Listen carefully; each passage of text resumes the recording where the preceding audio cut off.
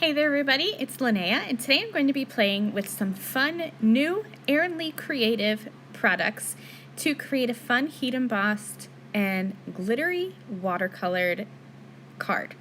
So to start off with here, this is the Stay Weird stamp set, and I am completely obsessed with this stamp set. It is weird in all the good ways. So I took that one image that's just the skeleton hand holding the rose, and I white heat embossed that onto some regular black cardstock. You saw me use my little towel there. I like to use some anti-static powder when I heat emboss. It has been so humid where I live that the embossing powder would stick everywhere if I didn't use it. And all I do is just buff that away after I've heat embossed my image. Now, like I said, I am using just regular black cardstock. This isn't even anything fancy. I think it's 85-pound cardstock or 80 pounds, so it's just your regular black cardstock. And I have these fun shimmery watercolors, and I'm going to color this image. Since this is not watercolor cardstock, I'm using very little water. You can see here I really just use 2-ish drops of water, and so this is mostly super pigmented color, which is going to be really vibrant and really sparkly, and it's not going to cause any pilling or anything on my cardstock. I should mention that they do absolutely make black watercolor cardstock. Mine is coming from Amazon, but my mail has been delayed, and so I don't have it, and I was impatient and I wanted to watercolor this image. So I thought I would just try it out on this regular cardstock, and if you use very little water, you can see how well it works.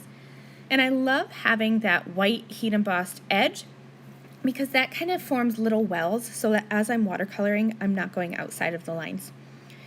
I'm taking a holographic silvery chrome color of watercolor, and I'm just going to color around the outside of my image and kind of give this a halo effect. In the end, I don't know if I liked it better with or without it, but since I added it, I'm going with it, and this is going to be the basics of my card. To finish off this card, I wanted to have a sentiment that was impactful, but didn't really take away from that heat embossed and glittery background. So I'm using this gold holographic cardstock from the Erin Creative shop, and I do have the back of it covered with some double-sided adhesive, and that's just going to make it so that as I run this through my little die cutting machine here, when I'm all done cutting it, I already have adhesive on the back, and I don't need to fuss around with little dots of liquid adhesive. All I'm going to do is just peel this off, and the adhesive that I have on there is an easy cut adhesive so that it die cuts beautifully, and this gold holographic cardstock is just thick enough that it's not going to rip or tear or anything as long as you're careful with it. You still do want to be gentle because it's a thin die, but it still has some sturdiness and some dimension to it.